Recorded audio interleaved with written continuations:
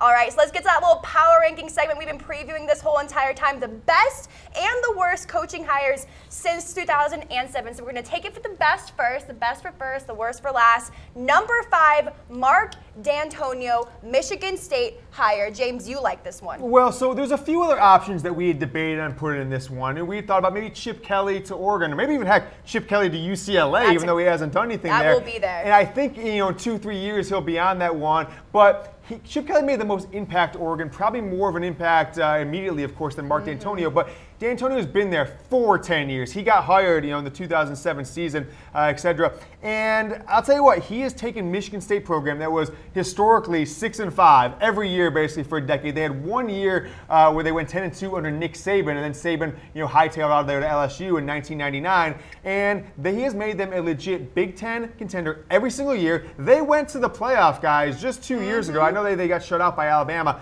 but he's taken Michigan State from a middle-of-the-road program, the Texas A&M of the Big Ten, if you will, to a consistent top 10 team over the last 5 years with multiple 10 and 11 and 12 win seasons. And so what he's done with that program with no real historic dominance in the last 40 years is just outstanding. And also you just look at the NFL talent that Michigan State's been able to pump out the past couple of years. Kirk Cousins, Le'Veon Bell, you never would be, you wouldn't even expect Michigan State to be able to pump out those kinds of people. But, I mean, he took a team in 2016 that was 3-9. They're 9-3 this year. Yeah, absolutely. Crazy stuff. All right, let's take a look at number 4. Now we have Dabo Swinney, Clemson's head coach. I think we can all say that this was a fantastic move by the Tigers in 2009. Currently the 3rd best head coach in all of college football behind only Nick Saban and Urban Meyer. 1 national championship, 3 ACC titles, countless Coach of the Year awards. I mean, the resume is spectacular. And now here comes the NFL talent. Here it comes. This is when all of his recruiting really comes into stuff. First-round picks galore. Got to add on to that coaching tree. It's going to look great for Dabo. And has a chance to do what only 2 coaches in the last 40 years have done this year, which is win back-to-back undisputed national championships. Nick Saban did it recently at Alabama in 2011, 2012. And then we got to go all way back to the 90s, 1994, 1995, Nebraska was last time they did it. People will say USC, but they didn't win the BCS. They won a vote championship in 2003 and then won in 2004. So Dabo was a coordinator, a interim coach. They gave him the job, and look what he's done. This is a phenomenal luck hire by Clemson, but it's worked out better than anyone could ever expected. All right, number 3 on this best hire list, a name that we brought up a lot today on our College Daily show is Jimbo Fisher. So he's been at Florida State since 2010.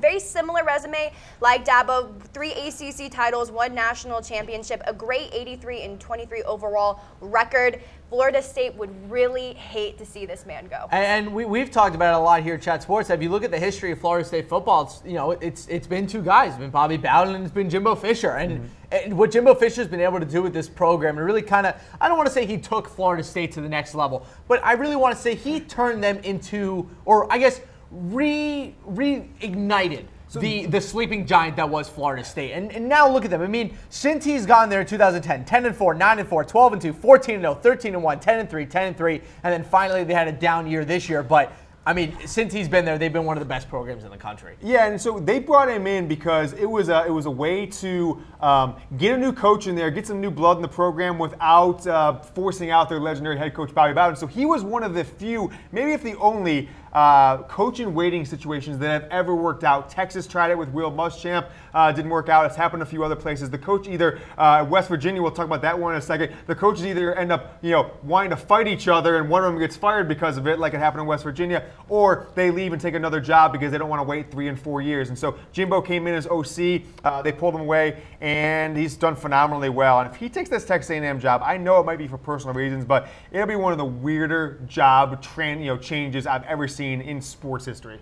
All right, number 2 on this list is Urban Meyer, 71-8 overall. Doesn't he have a double digits in that loss column? 1 national championship, multiple playoff appearances, and created a NFL product powerhouse. He is, in my opinion at least, the John Calipari of college football. You want to go to the NFL? You want to be a star in the NFL? Go to Ohio State. The problem with Alabama, and one of the reasons is there's sometimes when it comes to NFL talent, Ohio State products do better than Alabama talent. A lot of the time, Ohio State, what their system, what their program does, it accents superstars. It puts them on a a kind of a different platform like an Ezekiel Elliott. Whereas Alabama, you look at a lot of the defensive players that come out the past couple of years, not the same level of success. Look at Ohio State, what they've done with Joey Bosa, and look what Alabama's done the last couple of years of their defensive guys. Not nearly the success. You misguided in that comparison, Harris. Nick Saban is the Calipari of school. One, SEC, a lot of allegations about paying players, all that different stuff. And they had the same path of championship-level college play, went to the pros and failed, came back to college and dominated, which Calipari did.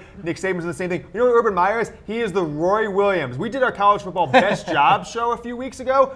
Let's talk about the best jobs in college basketball. Duke, Carolina, Kansas, Kentucky, right? Who's the only guy who's had multiple of those jobs? It's Roy Williams, long 15-year stretch at Kansas, and then now he's been in North Carolina for 12, 13 seasons. Urban Meyer, Florida, our number 2 job. Ohio State, our number 1 job. Never went to the pros.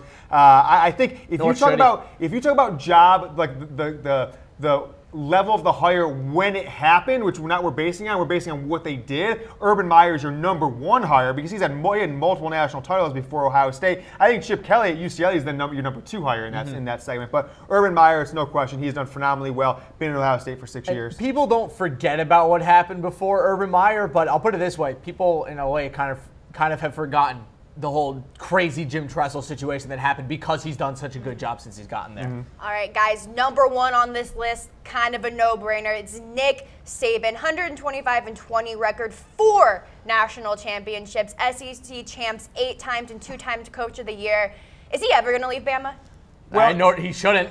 He looks younger now than when he took the job 10 years ago, which is kind of crazy. Talk to the Coke bottle. Here's just an interesting stat for the level. I tell you guys a lot, in sports, there's 3 positions that matter. NBA superstar, college football head coach, NFL quarterback. Those are the 3 positions that can completely change a franchise or program overnight. Nick Saban has been at Alabama 10 years. Listen to this stat. They have been ranked number 1 at some point in the season for 9 straight seasons. Ever since his first season when they went 7-6, I believe, they've been number 1 2008 and 2007. I'm sorry, this is 10 straight years now. Yeah, they've been number 1 at some point in the season. That is insane. For comparison, Michigan, the team I follow, has not been ranked number 1 in 20 years. Where is he on your list for best college coaches of all time? He's number 1 by far. Number 1, the best college coach in the history of football. He has 5 national titles at 2 schools, 15 years of absurd success between those 2 schools, the 2-year stint for the Dolphins. And oh, by the way, he's not like Joe Paterno or Bobby Bowden or any of these other coaches that their last 4 or 5 years are 7-5 seasons. Everyone wants him out the door. He is at the top of the game still at 65 years old now. It's insane. All right, guys, before we let you go, we do want to break down the worst coaching hires in the last 10 years because, trust me, there have been some pretty bad ones that have occurred. So we're going to start at number 5 on this list, and that's Mike Riley. And it might just be the strangest coaching hire, let alone, even if you were to say when you made the hire or what he did, he's still going to make this list because you're going to hire a coach with no ties to your school who's in his 60s. That's been kind of a mediocre coach in both college and the pros. I think this one's a disaster. I'm surprised it even lasts 3 years. They should have fired him after 2 years. It's a really strange one. Sometimes you make safe coaching hires, and then sometimes you make a coaching hire that's way too safe. Like, safe as in nothing ever exciting was ever going to happen. And that's Mike Riley. And, I think they should have had, Scott Frost, who will likely be their head coach in 3 days from now. I think they should have made that hire 3 years ago when he was the offensive coordinator at Oregon. He had more success right there. What's it? No, I'm talking about Scott Frost. I thought you were about, Mike Riley. No, they hired him from Oregon State. They should have looked, down the road in Oregon. Their offensive coordinator, Scott Frost, before he took the job at UCF, was the perfect candidate then, and he's even the more perfect candidate now.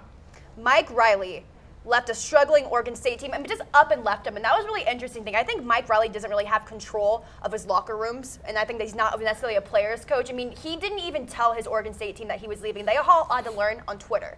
That's ridiculous. That's our number 5. Karma. He's a disaster hire, and then they're going to get lucky by that one of their own, Scott Frost, is likely going to take that job. All right. Going to land right in their laps. So lucky. It's going to be a fun one for sure. Okay, worst coaching hires, number 4. Tennessee, Derek Dooley. He was there from 2010 to 2012. Couldn't even get a winning record. Was 15-21. Only won 4 games in conference play. Had 1 bowl appearance in the first year and got blown out. They can't do anything right. Much like Mike Riley, it was a dumb hire when they made it when he came over from Louisiana Tech, riding that Dooley family name. His dad was a much better coach than he ever was, and it was a disaster the entire time. They let him go, into his 3rd year, which is terrible. Derek Dooley, one of many bad coaching hires that Tennessee has made right after Lane Kiffin, and they're continuing continuing to make. They literally, like, it's hilarious. They literally can't do anything right. All right, so we have number 3, and this is kind of a combo package we have for you guys, a little Kansas combo package. So we have Turner Gill and Charlie Weis. Well, I mean, so Turner Gill was their, hey, we're going to make the young, splashy hire, him coming over from Buffalo, a big name in that conference at Nebraska. And, you know, that one didn't work out. That turned into a disaster. He only lasted a couple of years there. And then, oh, we're going to get big name coach, Notre Dame's coach, Patriots offensive coordinator Charlie Weis, even a worse disaster, and it just didn't look good on the sideline, to say the least. And this is a combo pack because these guys were back-to-back, and it was just disaster zone the entire time. So from 2010 to 2014, back-to-back coaches here. So combined, they only won 2 conference No games. one has ever made a bigger career off the person they coached under than Charlie Weis has. One of the great, just could never be a good head coach. Could never. He could never take that next step. He was a total flop at Notre Dame. I remember when they hired him at Kansas, we were also all laughing because we knew exactly what was going to happen. He was going to take Kansas's money, and then he was going to run. Because that's what Charlie Weis had done ever since he left the Patriots. You mentioned Tom Brady. He spurns, you know, he creates coaching trees on his own. Also, Ray Lewis. Think of how many defensive coordinators from the Ravens got head coaching jobs over the last 15 years that never really amounted to much. Chuck Pagano. All right, number 2 on this worst hires list, we have Charlie Strong. So he was at Texas from 2014, 2016. You a little surprised to see him on this list? I don't think he ever got a fair shake. I'm not saying he was a great coach. I just think that there was, in my opinion, there was never going to be a chance for him to succeed. He was never going to be able to succeed. So I think he was set up to fail from the beginning. He was the bridge. They were trying to bridge between, you know, what after Mac Brown and what their real next coach was going to be. He was a bridge. He never got a fair shake. Harris, this coaching hire was a disaster when they make it. You have eyes, and you could see from day one that they weren't on the right track. They played terribly. They recruited poorly. They got dominated in the States. But his players loved him. They gave him 2 years. They gave him 3 years, by the way. He was terrible. He was so bad. I told my friends who were, some of them big Texas alums, when they hired him, it's a bad decision. And then not going after Chip Kelly a few years ago before he took that 49ers job. Texas just signaled to me they weren't interested in championship-level football by keeping him around for a 3rd year. Charlie Strong, he had all the advantages in the world. You are the coach of Texas, Harris. More recruits, more money than anywhere. He is a disaster, and he does not deserve a big job. But what if it's not Charlie Strong? Or what if it's not Tom Herman? What if it's Texas? Because if you look at the other places that Charlie Strong has coached, Louisville and now South Florida, he's been a massive success. Yeah. So what if it's the school and not him? And now look at Tom Herman this year. Tom Herman this year, still not as good. I don't know. I think it might be the school over the coach.